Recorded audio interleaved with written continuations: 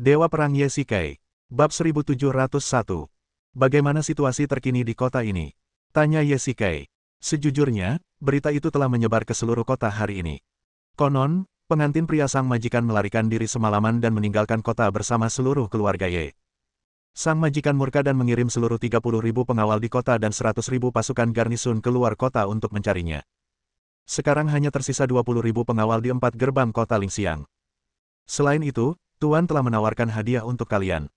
Siapapun yang dapat menangkap Tuan Sangguan dan Tuan Mancang hidup-hidup akan menerima hadiah 10.000 tael emas dan perak, dan akan diangkat menjadi jenderal dan markis. Jika kalian dapat menangkap Tuan Sangguan dan Tuan Mancang hidup-hidup, kalian akan mendapatkan hadiah 5.000 tael emas dan perak. Jika kalian membawa kembali mayat-mayat itu, hadiahnya akan dibagi 2. Jadi sekarang, bukan hanya tentara yang mencari kalian, tetapi juga banyak rakyat jelata. Mereka bahkan berhenti bertani, semuanya untuk mencari kalian. Penjaga toko Chen memberitahu Ye Shikai situasi terkini di kota secara rinci. Ia tidak terkejut. Hadiah ribuan tael emas dan perak adalah sesuatu yang tidak dapat diperoleh rakyat jelata, bahkan sepersekian pun, meskipun mereka telah bekerja keras sepanjang hidup mereka. Baiklah, terima kasih banyak, penjaga toko Chen. Kalau bukan karenamu kali ini, kita tidak akan pernah bisa keluar dari kota ini. Aku juga harap kau tetap baik hati dan merawat anak-anak yatim piatu di kota ini. Terlalu banyak perang yang terjadi tahun lalu, dan terlalu banyak pria yang tewas di kota Lingxiang. Entah berapa banyak anak yang menjadi yatim piatu dan berapa banyak wanita yang menjadi janda. Ye Shikai mengeluarkan sekantong emas dan perak dari cincin penyimpanannya dan menyerahkannya kepada penjaga toko Chen. Tuan Ye, apa yang Anda lakukan? Saya tidak akan mengambil uangnya, tapi yakinlah bahwa saya akan melakukan apa yang Anda katakan. Baiklah, terima kasih. Kakek Helinghan dibawa kembali ke benteng, dan sebuah tempat yang tenang ditemukan untuknya. Meskipun keluarga Ye memecat sebagian besar pelayan ketika mereka melarikan diri dari kota Lingxiang, Helinghan masih membawa beberapa pelayan pribadi, sehingga ia dan kakeknya tidak akan ditinggalkan tanpa pengawasan. Ye Shikai menghitung jumlah orang, 200 pengawal pribadi dan lebih dari 100 pengawal rahasia, ditambah puluhan perwira kepercayaan yang dibawa oleh Mancang Sangguan Jian. Kini, total penghuni benteng ini adalah 397 orang. Menurut desain awal, benteng ini hanya dapat menampung 500 orang, sehingga banyak ruangan yang masih kosong. 3 hari kemudian, Sangguan, masuk dan lihatlah. Ye Shikai membawa Sangguan Jian, Mancang, dan yang lainnya ke sebuah gudang besar. Begitu mereka membuka pintu, tercium aroma papan kayu yang kuat. Di sini, ada semua senjata. Setelah semua orang melihatnya dengan jelas, mereka tak kuasa menahan napas. Tombak, belati perunggu, pedang perunggu, belati, busur silang, anak panah, hampir semua senjata zaman ini ada di gudang ini, dan jumlahnya cukup banyak. Bahkan ada senjata militer besar seperti busur silang, yang membuat semua orang pusing. Semakin masuk ke dalam, mereka melihat helm, baju zirah perunggu yang paling umum, dan baju zirah besi tebal 3 lapis milik pasukan lapis baja besi. Lebih tepatnya, itu senjata militer, kata Ye Shikai ringan, mengambil pedang tajam darinya, dan mulai memberi isyarat dengan santai. Pak Tua Ye, aku bahkan tidak tahu kapan kau memindahkan barang-barang ini ke sini, kata Sangguan Jian penuh semangat. Ini terutama untuk kerahasiaan. Ye Shikai tentu tidak akan memberitahu mereka bahwa barang-barang ini dibawa di dalam ring penyimpanan. Kalau tidak, dengan begitu banyak senjata, 100 kuda pun tidak akan cukup untuk menariknya. Meskipun jumlah pasukan kita sekarang tidak banyak, kita tetap harus mempertahankan benteng dengan baik. Mekanisme di hutan saja tidak cukup, kita juga perlu mengatur patroli. Ye Shikai melanjutkan, meskipun kita bisa bercocok tanam di sini, kita tidak bisa melebur besi. Tapi senjata-senjata ini cukup untuk kita gunakan dalam jangka waktu yang lama. Saya setuju dengan ide Pak Tua Ye. Meskipun tempat ini tidak besar, tidak cukup kecil untuk dihuni 3 atau 400 orang. Alasan kita aman di sini adalah karena Mi Wen tidak tahu menahu tentang tempat ini. Membentuk tim patroli juga untuk mencegah kecelakaan. Kota Lingxiang. Melapor kepada Tuhan, kami telah memeriksa kota-kota dan desa-desa dalam radius 100 mil, tetapi kami belum menemukannya. Keluar dari sini. Kalau kau tidak menemukannya lagi, kau akan dipenggal. Ya, ya. Duduk tinggi di atas sang bangsawan, Mi Wen memasang ekspresi dingin di wajahnya. Aura pembunuh dan darah menguar dari tubuhnya, persis seperti mantel merah menyala yang dikenakannya sekarang, yang tampak berlumuran darah. Kegagalan Ye Shikai dalam pernikahan merupakan pukulan berat baginya. Dalam semalam, ia tampak berubah menjadi pribadi yang berbeda, dengan suasana hati yang mudah berubah. Tentu saja, sebagian besar waktu, ia masih memasang ekspresi dingin di wajahnya. Bahkan orang kepercayaannya, Huo Ziqing, pun sering merasa ketakutan. Tuanku, orang-orang tak terkendali yang menyebarkan rumor dan membuat pernyataan tak bertanggung jawab telah ditangkap. Seorang jenderal bertubuh kekar masuk dari luar pintu dan berkata sambil membungkuk. Mereka yang dihukum berat akan dipenggal di depan umum dan jasadnya akan digantung di pasar selama 3 hari. Mi Wen tiba-tiba berteriak, kali ini menggunakan tenaga dalamnya. Semua orang yang hadir tak kuasa menahan diri untuk mundur beberapa langkah. Lalu yang lainnya, cabut lidah mereka, semuanya. Ini, Tuhan, beberapa dari mereka masih anak-anak. Apakah kau akan melanggar perintahku? Tanya Mi Wen dengan suara dingin, sifatnya yang dingin dan kejam terungkap sepenuhnya. Tidak, tidak, aku akan menuruti perintahmu. Jika ada yang membuat komentar tidak bertanggung jawab lagi di masa mendatang, mereka akan dihukum berat. Ya, pengantin pria melarikan diri di hari pernikahan, meninggalkan Mi Wen sendirian di kamar kosong. Wajar saja, para pejabat, baik besar maupun kecil, tidak berani membicarakannya dan bungkam. Namun, tak ada tembok yang tak tertembus, dan masalah ini segera menyebar ke masyarakat, dan semua orang di jalan-jalan dan gang mengetahuinya. Pada masa itu, bahkan jika ini terjadi pada wanita biasa, akan sulit untuk menerimanya, apalagi Mi Wen adalah anggota keluarga kerajaan Chu dan penguasa Chu, dengan status bangsawan, jadi wajar saja banyak orang yang membicarakannya. Mi Wen adalah orang yang sombong. Ia tentu saja tidak tahan jika ada yang membicarakannya di belakang, atau bahkan menertawakannya di belakang. Karena itu, ia mengeluarkan perintah tegas bahwa siapapun yang berani membicarakan hal ini, setidaknya akan dihukum dengan tongkat, atau paling parah dipenggal. Ah! Mi Wen tiba-tiba berdiri, menjatuhkan semua piring buah dan camilan di atas meja ke lantai, lalu berteriak histeris. Suaranya begitu tragis, hingga seluruh kantor pemerintahan bisa mendengarnya. Semangatnya hampir runtuh beberapa hari terakhir ini. Kemarahan, keengganan, dan rasa sakit memenuhi hatinya. Meskipun para pembantu di dekatnya juga sangat ketakutan, mereka tetap melangkah maju dan mengambil buah-buahan dan kue-kue yang tumpah di tanah. Mi Wen bersandar di kursinya dengan lesu, memperhatikan para pelayan mengemas kue-kue. Tiba-tiba sebuah petunjuk terlintas di benaknya, dan ia bergegas maju, mendorong pelayan itu ke samping, dan memunguti kue-kue yang berserakan di tanah. Kapan kamu membeli kue-kue itu? Mi Wen berbalik dan bertanya. Tuanku, kue-kue ini dibeli oleh Anda dan Tuan Muda Ye di pasar. Seorang pelayan menjawab dengan gemetar, takut Mi Wen akan melampiaskan amarahnya padanya. Berikan perintah dan siapkan kereta. Aku akan pergi ke pasar. Bab 1702. Pasar. Mi Wen mengeluarkan perintah tegas, melarang diskusi tentang pernikahan, dan mengirim banyak mata-mata. Pasar juga dijaga oleh banyak tentara. Jika ada yang kedapatan berdiskusi tanpa izin, mereka akan dihukum berat. Akibatnya, masyarakat tidak berani bersuara, dan pasar yang semula ramai tampak jauh lebih sepi. Toko kue. Ayo, ambil kue-kue ini untuk dibagikan kepada anak-anak tunawisma itu. Penjaga toko Chen memerintahkan pelayannya untuk mengambil beberapa keranjang kue beras yang tidak terjual dan membagikannya kepada anak-anak.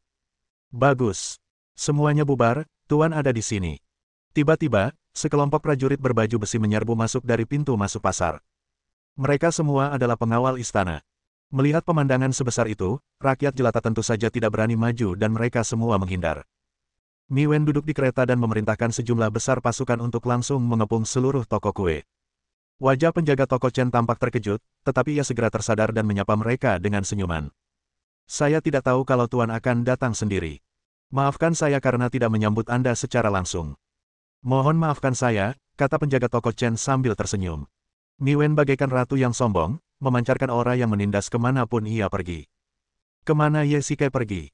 Mi Wen bertanya langsung. Ini, aku juga tidak tahu. Kau tidak mau mengatakan yang sebenarnya, kan? Mi Wen mencibir dan melambaikan tangannya. Para penjaga di sekitarnya langsung menangkapnya dan semua pelayan toko. Tuanku, semua yang saya katakan itu benar. Mohon dipahami. Ketika kamu disiksa, aku tidak takut kamu tidak akan mengatakan yang sebenarnya. Lagi pula, bahkan jika kamu tidak mengatakan yang sebenarnya, seseorang di antara teman-temanmu akan mengatakan yang sebenarnya. Bawa mereka semua pergi. Ya, tempat rahasia. Suara mendesing. Panahanmu bagus.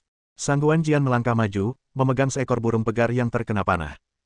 Pak Tuaye, aku tidak menyangka kemampuan memanahmu tidak menurun sama sekali. Meskipun tidak ada kesempatan untuk pergi ke medan perang, latihan harian tidak boleh terganggu.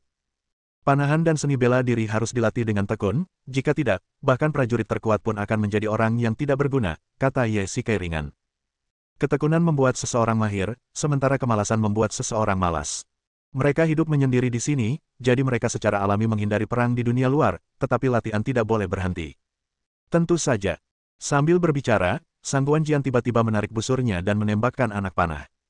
Anak panah itu begitu cepat sehingga lenyap dalam sekejap mata. Kemudian, terdengar suara burung pegar. Kemampuan memanahmu juga bagus. Ye Shikai tersenyum tipis. Sepertinya kita bisa makan tambahan malam ini. Mereka berdua berburu banyak mangsa sepanjang hari. Gunung belakang adalah hutan purba yang hampir tak pernah dikunjungi siapapun. Lingkungan ekologi alaminya bagus, jadi wajar saja jika ada banyak mangsa. Saat merancang tempat ini, Ye Shikai menyiapkan sebidang tanah di dalamnya, khusus untuk pertanian. Namun, jumlah orangnya tidak mencukupi, sehingga Ye Shikai hanya bisa membiarkan pengawal pribadinya pergi ke ladang untuk bertani. Hal ini cukup menarik. Sekelompok prajurit yang menyerbu medan perang dengan pedang dan senjata berubah menjadi petani yang pergi ke ladang untuk bertani. Ye Shikai menyimpan banyak makanan di gudang ini. Tentu saja, ini hanya sebagian kecil saja. Pada masa itu, belum ada lemari es, dan banyak barang tidak mudah disimpan terlalu lama, sehingga sebagian besar makanan di gudang adalah gandum dan beras. Sedangkan untuk makanan yang mudah busuk lainnya, semuanya ditempatkan di dalam ring penyimpanan. Makanan yang disimpan cukup untuk dimakan ratusan orang selama 1 atau 2 tahun. Melapor kepada kedua orang dewasa itu, ada berita dari penjaga rahasia di kota. Tepat ketika keduanya hendak menuruni gunung, seorang penjaga rahasia bergegas menghampiri dan menyerahkan surat rahasia yang diantarkan oleh seekor merpati pos. Pak Tua Ye, apa yang terjadi? Tanya Sang Guan Jian penasaran. Oh tidak, sesuatu terjadi pada Pak Tua Chen. Setelah membacanya, Ye Shikai langsung menunjukkan ekspresi khawatir di wajahnya. Bukan hanya Pak Tua Chen, tetapi semua orang di toko kue itu telah dijebloskan ke penjara. Ye Shikai sangat jelas tentang metode Miwen, dan manajer Chen pasti akan menderita sakit fisik di sana. Ye Shikai tidak menyangka Miwen tiba-tiba menyerang toko kue. Mungkinkah dia mendengar rumor? Ini tidak mungkin. Hampir tidak ada yang tahu bahwa Ye Shikai dan manajer Chen saling kenal, jadi bagaimana Miwen tahu? Jika Chen tua tertangkap oleh Miwen, dia akan berada dalam bahaya besar. Sekalipun dia menanggung siksaan dan menyimpan rahasia, dia akan hampir tak berguna. Sang Guan Jian juga menyadari krisis situasi dan panik.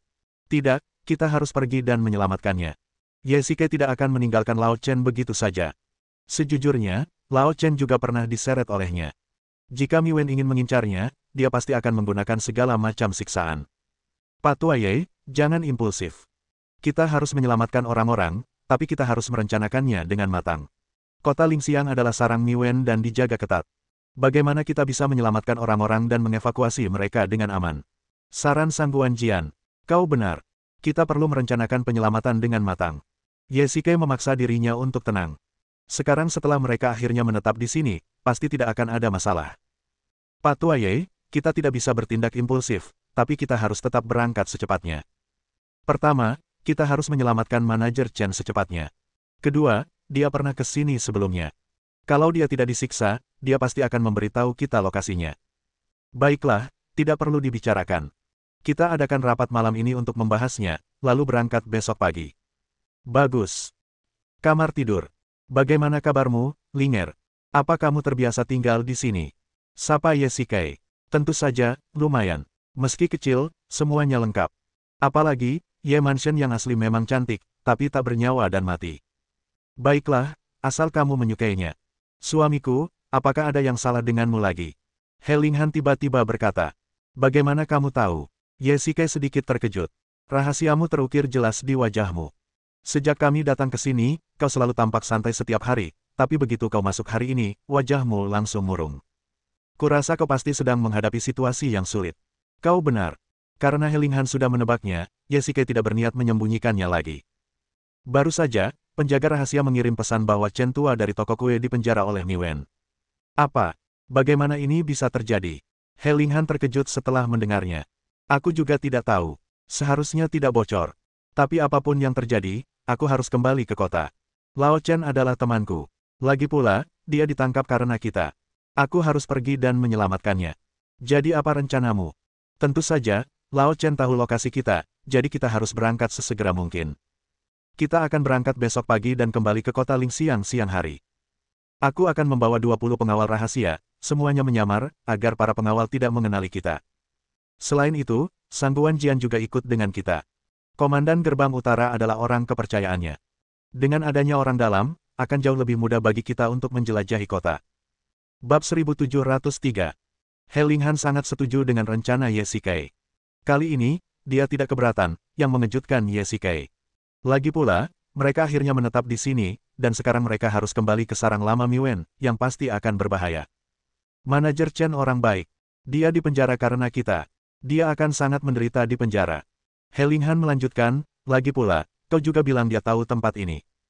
Kalau dia benar-benar memberitahu Miwen, kita semua akan mati. Memang, ini sangat rumit. Ye Shikai mengangguk. Penjaga toko Chen adalah temannya. Siapapun yang bisa dipercaya oleh Ye Shikai tentu tidak akan mengkhianati teman-temannya demi ketenaran dan kekayaan. Namun, penjaga toko Chen bukanlah penjaga rahasia, dan tidak tahan disiksa. Ia hanyalah orang biasa. Setiap orang memiliki pertahanan psikologis. Sejak Miwen menangkapnya, ia menyimpulkan bahwa ada hubungan antara dirinya dan Ye Shikai, jadi Miwen pasti akan melakukan segala cara untuk mendapatkan informasi dari penjaga toko Chen. Jika penjaga toko Chen benar-benar mengatakan ini, maka kehidupan damai yang akhirnya dijalaninya akan hancur menjadi abu. Hari berikutnya, Ye Shikai dan Sang Guanjian membawa 20 pengawal rahasia. Sebelum pergi, mereka tentu perlu menyamar. Mereka menarik 3 kereta kuda keluar dari benteng, dan semua orang berpura-pura menjadi pedagang. Sang Guanjian memimpin rombongan, Ye Shikai berpakaian seperti kusir, dan para pengawal rahasia berperan sebagai pembantu. Jenderal, apakah Anda benar-benar tidak membutuhkan saya untuk menemani Anda? Mancang sedikit khawatir. Ia ingin ikut dengan mereka, tetapi ditolak oleh Ye Shikai. Mereka bisa dibilang, penjahat yang dicari. Kota Lingxiang adalah markas Miwen dan dijaga ketat. Akan lebih baik jika jumlah orang yang menemani mereka lebih sedikit. Selain itu, He Linghan ada di sini, dan Ye Shikai juga membutuhkan orang kepercayaan untuk tinggal di sini agar merasa nyaman. Mancang tidak diragukan lagi adalah kandidat terbaik. Baiklah, kita tidak boleh membawa terlalu banyak orang dalam misi ini. Kau pimpin tim dan tetaplah di sini. Ini juga perintah. Aku menghabiskan beberapa bulan membangun benteng ini. Kau harus mengawasinya untukku. Tentu saja, Jenderal, jangan khawatir. Aku akan membawa saudara-saudaraku yang lain untuk berjaga di sini. Waktu hampir habis, dan semua orang tak berani menunda. Mereka berangkat saat fajar dan tiba di kota Lingxiang pada siang hari. Berhenti, siapa kalian? Sesampainya di gerbang utara, mereka dihentikan oleh para prajurit yang menjaga gerbang. Ada apa? Monyet kurus. Kau tidak mengenaliku setelah beberapa hari tidak melihatku. Sang Guanjian menghampiri perwira terdepan dan berkata dengan suara rendah, sambil perlahan mengangkat topi bambu di kepalanya, memperlihatkan separuh wajahnya. Jenderal Sang Guan, kenapa kau di sini? Perwira yang dipanggil, monyet kurus, itu terkejut ketika melihat orang itu datang. Melihat tidak ada seorang pun di sekitarnya yang memperhatikan, ia menundukkan kepala dan berbicara dengan lembut. Sekarang ada pengumuman di kota yang menginginkanmu, dan Jenderal Ye, ada hadiah 5.000 tael bagi siapapun yang bisa menangkapmu hidup-hidup. Puluhan ribu pasukan mencarimu setiap hari, dan mereka bahkan tidak bisa mengurus pelatihan. Kukira kau sudah meninggalkan Chu, kenapa kau kembali sekarang? Sulit dijelaskan. Kami ada urusan penting di kota. Tolong bantu kami. Tentu saja, itu bukan masalah. Hanya dengan satu kata dari Jenderal Sang Guan, aku, monyet kurus, akan menembus api dan air dan mati tanpa ragu. Baiklah, kami akan pergi ke kota untuk melakukan sesuatu, dan kami akan segera berangkat. Dengan bantuan orang dalam, semua orang memasuki kota dengan mudah. Tentu saja, mereka tidak bisa langsung menuju toko kue, jadi mereka juga membutuhkan stasiun transit. Ada beberapa penjaga rahasia di kota yang bertanggung jawab atas pengintaian, dan tempat tinggal mereka adalah lokasi terbaik. Kantor pemerintahan berada di gudang terbengkalai di seberangnya. Tuan, beginilah situasinya. Manajer Chen telah dijebloskan ke penjara. Apakah ada pergerakan pasukan di dalam dan luar kota? Tanya Ye Shikai balik. Melapor kepada Tuhan, tidak ada pergerakan pasukan. Sepertinya Miwen tidak tahu persis lokasi benteng itu, yang berarti manajer Chen tidak punya rencana. Ye Shikai menghela napas lega. Jika manajer Chen mengatakan yang sebenarnya, maka sesuai dengan karakter Miwen, dia pasti akan memimpin puluhan ribu pasukan secara pribadi untuk menerobos benteng mereka. Ya, kita harus bertindak secepat mungkin, gumam Ye Shikai. Pak Tua Ye, para penjaga paling lemah di malam hari. Kita harus menghemat tenaga di siang hari dan menyerang di malam hari. Kita pasti bisa menyelamatkan orang-orang dengan sukses, kata Sang Guanjian. Baiklah, kalau begitu kita akan bertindak malam ini. Ye Shikai mengangguk, lalu menoleh ke arah penjaga rahasia di belakangnya. Apakah kalian punya peta penjara? Ini, saya tidak kompeten. Penjara ini dibagi menjadi penjara biasa dan khusus. Penjara biasa hanya digunakan untuk menahan narapidana biasa, sementara penjara khusus terletak di bagian bawah penjara. Penjagaannya ketat dan hanya bisa dimasuki oleh orang-orang yang memiliki sertifikat. Kami benar-benar tidak bisa masuk. Manajer Chen harus dipenjara di sana. Ye Shikai sudah menduga bahwa tempat manajer Chen di penjara pasti dijaga ketat dan sulit untuk dimasuki secara diam-diam. Karena itulah ia harus membuat rencana yang matang. Namun, sekarang tampaknya hal yang tidak diketahui adalah kesulitan terbesar. Jiwa pedang, kau punya indera keilahian, bisakah kau membantuku mendeteksinya? Baiklah, aku akan membantumu melihatnya. Roh pedang tidak menolak, dan Ye Shikai merasa sedikit lega. Dengan bantuannya, seharusnya tidak ada masalah. Tunggu, ada yang salah di bawah penjara. Tak lama kemudian, jiwa pedang itu tiba-tiba berkata, setelah kesadaranku masuk ke sana, kesadaranku terpelintir dan tertelan. Gelap gulita dan aku juga tak bisa melihat ke sana. Bagaimana bisa? Pasti ada segel. Ada segel di bawah penjara yang bisa memblokir semua indera spiritual. Segel itu seperti pengacau sinyal. Sinyal tidak bisa masuk, jadi wajar saja kalau di bawah sana tidak bisa merasakan apapun. Mi Wen adalah anggota keluarga kerajaan negara Chu dan mahir dalam seni kultivasi. Teknik penyegelan ini pasti diwariskan dari keluarga kerajaan. Ye Shikai menganalisis. Ia pernah melihat teknik penyegelan seperti ini sebelumnya. Sepertinya, keluarga Chen Yuxin juga punya teknik serupa. Sepertinya dia sudah menduga kedatanganku. Kalau ada orang di kota ini yang berniat menyelamatkan manajer Chen, pasti akulah orangnya. Bocah bau, sekarang setelah kau tahu, apa kau masih akan menyelamatkan orang? Dao Hun bertanya balik, bukankah kalian orang Tiongkok punya pepatah lama, kalau tahu ada harimau di gunung, kau tetap pergi ke sana. Mi Wen tahu aku akan datang untuk menyelamatkan orang, jadi dia pasti sudah memasang jaring, tapi meski begitu, aku akan berjuang keluar. Ye Shikai berkata dengan dingin, aku pasti akan menyelamatkan orang ini. Sampai saat ini, satu-satunya ancaman yang bisa ditimbulkan oleh penjaga toko Chen kepadamu adalah dia tahu lokasi markasnya. Selain itu, kau dan dia hanyalah teman biasa. Maksudmu, temukan dia, lalu bunuh dia untuk membungkamnya. Biarkan rahasia itu membusuk di perutnya. Kau dan penjaga rahasia itu sama-sama kultivator. Akan mudah bagimu untuk melarikan diri dari kota Lingxiang. Tapi jika kau membawa orang biasa bersamamu, risikonya akan sangat meningkat. Bab 1704. Bagaimana mungkin? Chen tua dijebloskan ke penjara karena aku. Alih-alih memintaku menyelamatkannya, kau malah ingin membunuhnya untuk membungkamnya, balas Ye Shikai. Di era yang dilanda perang ini, wajar saja jika ribuan orang meninggal setiap hari. Bahkan di kota Lingxiang, puluhan atau ratusan orang meninggal setiap hari. Kematian satu penjaga toko Chen lagi tidak akan berdampak apapun pada era ini. Terlebih lagi, selama dia meninggal, Mi Wen tidak akan tahu lokasi benteng, dan kau beserta bawahanmu bisa selamat. Terkadang, keputusan yang tampaknya benar belum tentu yang terbaik. Dao Hun ingin meyakinkannya bahwa kematian satu orang tampaknya sepadan dengan kedamaian 3 atau 400 orang di seluruh benteng, tetapi itu tidak sesuai dengan nilai-nilainya. Hal terpenting dalam hidup adalah memiliki hati nurani yang bersih. Terlebih lagi, bagaimana hidup bisa diukur? Jika nyawa manusia bisa dipertukarkan, dunia akan kacau balau. Ye Shikai percaya bahwa setiap kehidupan itu berharga. Sekalipun ini adalah era di mana hidup tak berharga, selama masih ada secercah harapan, kita patut mencobanya. Baiklah, karena kau bersikeras menyelamatkan orang, aku tidak bisa menghentikanmu, tapi apa kau punya ide bagus?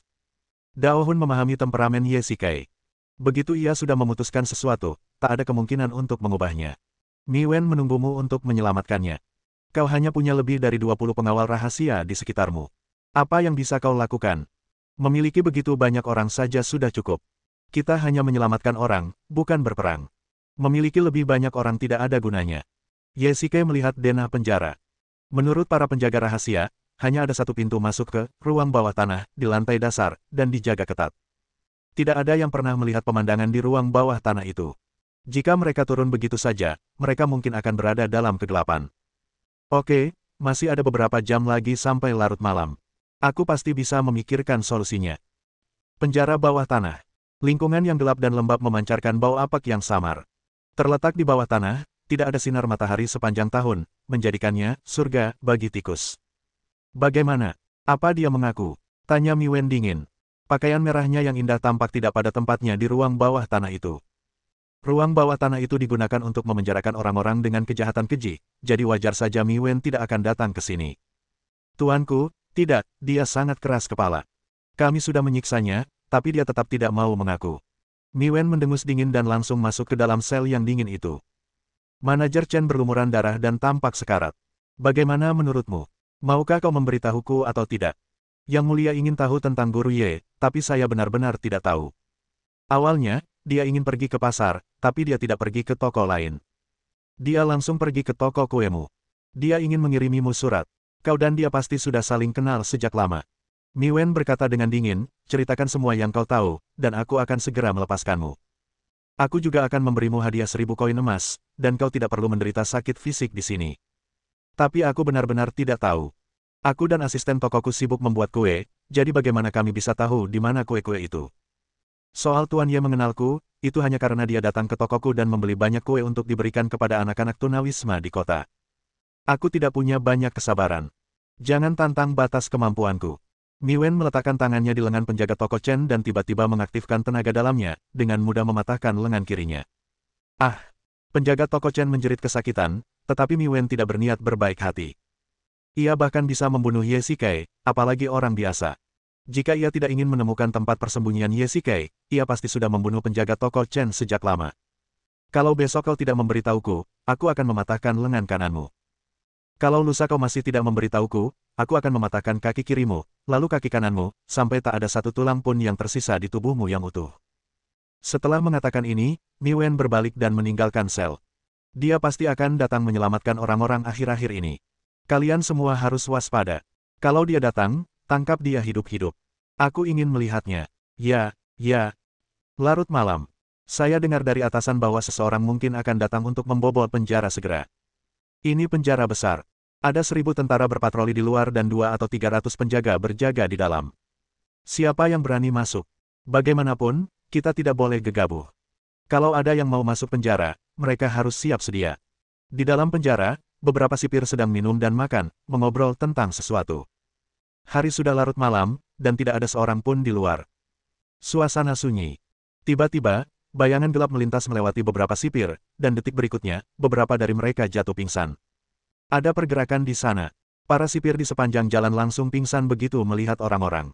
Kecepatan para kultivator di luar jangkauan orang biasa. Orang yang datang tentu saja Ye Shikai. Dia bukan orang yang haus darah, jadi dia hanya membuat para sipir pingsan dan tidak mengambil nyawa mereka.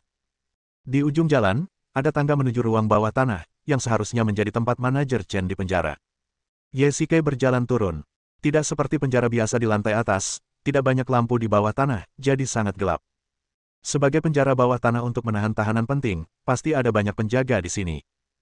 Ye Shikai ingin menggunakan kekuatan batinnya untuk melihat dengan jelas dalam kegelapan, tetapi seperti yang dikatakan Dao Hun, penjara bawah tanah itu disegel, dan bahkan kemampuan penglihatan malamnya pun sulit ditingkatkan. Ia masih perlu mengandalkan cahaya api untuk penerangan. Ye Shikai berjalan pelan dan perlahan maju. Karena ini bukan penjara biasa dan Mi Wen pasti telah menyiapkan penyergapan di sini, pasti ada sesuatu yang luar biasa. Wus. Ada senjata tersembunyi. Ye Shikai tiba-tiba bereaksi dan menghindari 2 anak panah dengan pendengarannya yang tajam. Wus. Ye Shikai mengeluarkan perisai dari cincin penyimpanannya dan menangkis semua anak panah. Seperti yang diduga, memang ada banyak jebakan di sini. Ye Shikai tidak berani menunda. Ia mengerahkan kekuatan internalnya, menghindar dengan cepat, dan menghindari banyak jebakan. Tidak bagus, kedengarannya seperti pembunuhan. Ye Shikai tiba-tiba merasakan niat membunuh yang kuat, tatapannya terfokus. Niat membunuh yang kuat, seolah-olah ia sedang ditatap oleh binatang buas tepat di belakangnya. Ledakan. Dalam sekejap mata, perisai di tangannya hancur berkeping-keping, dan tangannya mati rasa karena syok. Energi pedang yang familiar terpancar samar-samar di udara. Perisai ini dibuat oleh Ghost menggunakan logam paduan khusus, bahan yang sama dengan pedang logamnya. Hanya ada satu kemungkinan perisai itu bisa hancur begitu mudah. Gunting gantung. Saat ia terkejut, sebuah anak panah melesat dan langsung menembus punggungnya. Ye Shikai tak punya pilihan selain berhenti. Aku tahu kau pasti datang. Aku sudah lama menunggumu di tempat kotor dan gelap ini. Sebuah bola api muncul di kegelapan, dan di sanalah wajah cantik Mi Wen. Bab 1705. Ye Shikai mencabut anak panah di belakangnya dengan kuat. Mata panah itu berbentuk segitiga, dan lukanya sulit disembuhkan. Darah langsung mengalir deras dan menodai gaun tidurnya. Tak hanya itu, mata panah itu seolah dilapisi obat, yang membuat otot-otot Ye Shikai lemas dan tak mampu mengerahkan tenaga untuk sementara waktu. Meskipun obat ini tidak mematikan dan dapat dilenyapkan dengan kekuatan internal, tetap saja butuh waktu. Namun, saat itu, Mi Wen berdiri di depannya dengan pedang di tangan. Hanya butuh waktu kurang dari 1/10 detik bagi pedang itu untuk menembus dadanya. Sungguh sulit bagi seseorang dengan status bangsawan sepertimu untuk tinggal di tempat ini seharian penuh. Ye Shikai tiba-tiba menyerah dan bersandar di dinding, terengah-engah sambil merasakan efek obat di tubuhnya. Mi Wen langsung menerjang maju, dan ujung pedang Xuan Jian menancap di tenggorokannya, meninggalkan luka sayatan tipis.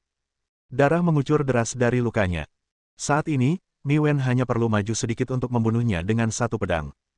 Mata adalah jendela jiwa, dan kita bisa tahu banyak tentang seseorang dari tatapannya. Saat ini, mata Mi Wen seakan mampu menyemburkan api. Ye Shikai bisa merasakan amarah di dadanya, seolah-olah akan meledak, persis seperti detak jantungnya saat ini. Apa kau begitu membenciku? Tanya Ye Shikai dengan tenang. Bohong kalau bilang dia tenang. Lagi pula, Mi Wen juga seorang guru yang tak tertandingi. Yang terpenting, dia mungkin benar-benar akan menusuk leher Ye Shikai.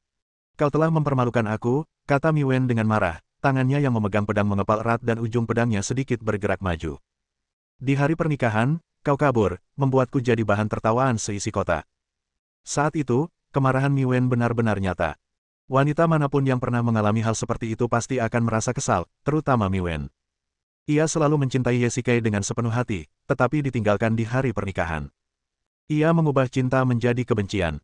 Sudah kubilang, aku sudah punya orang lain di hatiku, tak ada tempat untukmu. Ye Shikai menundukkan kepalanya, nadanya melemah, sejujurnya, aku selalu merasa bersalah padamu. Aku tahu apa arti kabur dari pernikahan bagimu, tapi... Mengingat situasiku saat itu, aku hanya punya kesempatan untuk kabur di hari pernikahanku. Diam, Mi Wen mengumpat dan mengacungkan tangannya yang memegang pedang ke depan. Ye Shikai menoleh dan menatap pedang Xuan Jian yang tertancap di dinding, hanya 3 cm dari lehernya. Jika tangan Mi Wen tidak menyimpang 2 inci tadi, ia pasti sudah mati. Mi Wen tidak akan pernah melakukan kesalahan sekecil itu, jadi... Jauh di lubuk hatinya, ia tidak ingin Ye Shikai mati. Meskipun Mi Wen memang membunuhnya saat pertarungan terakhir di Mansion, itu terutama karena ia marah. Setelah menenangkan diri, ia tampaknya telah berubah pikiran.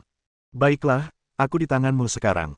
Kalau kau benar-benar ingin membunuhku, tusuk saja dadaku dengan pedang. Ye Shikai melambaikan tangannya. Ia bisa merasakan tangan Mi Wen gemetar. Lagi pula, Mi Wen sudah tak sanggup menahannya. Ledakan. Saat telapak tangannya mengendur, pedang Xuan Jian jatuh ke tanah dengan suara benturan ringan. Bajingan. Mi Wen tahu dia tak sanggup membunuhnya. Setidaknya sekarang dia tak akan pernah membunuh Ye Shikai. Mi Wen, kuharap kau bisa menerima kenyataan. Aku bukan bangsawan, melainkan rakyat jelata. Aku tidak pernah menjadi orang penting.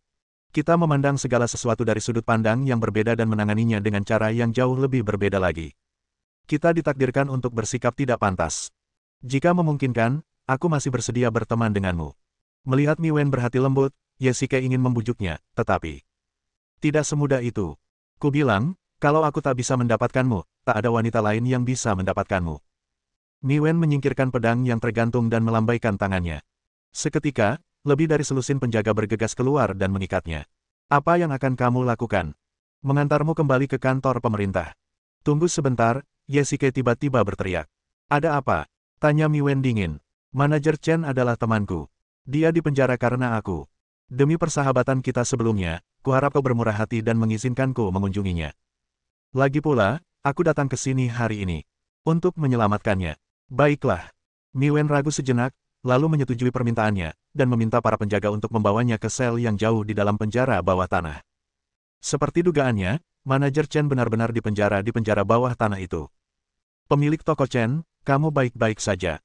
Ye Shikai melangkah maju, tetapi tubuhnya diikat oleh pengawal Mi Wen, jadi dia tidak bisa mengulurkan tangan untuk menyentuhnya. Jenderal Ye, kau di sini. Penjaga toko Chen sedang sekarat, dan tubuhnya dipenuhi bekas-bekas penyiksaan, sungguh pemandangan yang mengerikan. Penjaga toko Chen, aku benar-benar minta maaf. Kalau bukan karena aku, kau tidak akan seperti ini. Ye Shikai merasa sangat bersalah. Jangan khawatir, Jenderal Ye, saya baik-baik saja. Hanya luka ringan. Nah, sudah selesai mengenang masa lalu. Saat itu, Mi Wen masuk dari luar dan berkata dengan dingin, pergilah kalau sudah selesai. Aku akan mengantarmu kembali ke kantor pemerintah. Mi Wen, aku ingin meminta bantuanmu. Ada apa? Katakan padaku. Manajer Chen tidak bersalah dan dia orang yang baik. Sekarang aku di tanganmu. Lepaskan saja dia, pinta Ye Shikai. Kini ia seolah tak punya modal, tawar-menawar, dan hanya bisa memanfaatkan emosinya. Apakah dia orang baik atau jahat, itu bukan urusanku. Belum pernah ada yang keluar dari penjara bawah tanah ini hidup-hidup.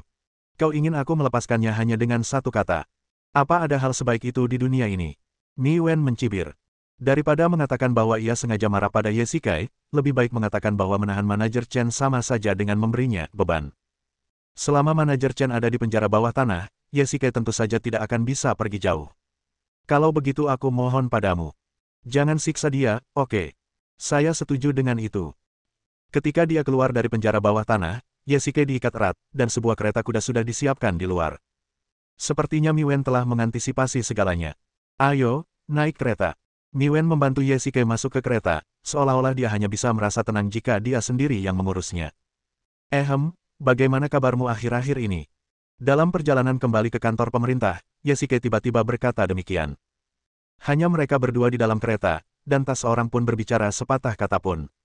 Suasana benar-benar canggung. Pada hari pelarian itu, tentara meninggalkan kota, dan rakyat mulai mengkritik. Dalam beberapa hari terakhir, saya telah mengeksekusi lebih dari 100 orang yang membuat komentar tidak bertanggung jawab. Hati Yesike mencelos dan ia terdiam. Ia sudah lama menduga Miwen akan melakukan pembantaian massal. Mereka yang melontarkan komentar tak bertanggung jawab hanya bisa menganggap diri mereka sial. Katakan di mana markasmu. Kau tidak bisa kabur terlalu jauh dengan ratusan orang. Pasti dekat kota Lingxiang. Bersambung.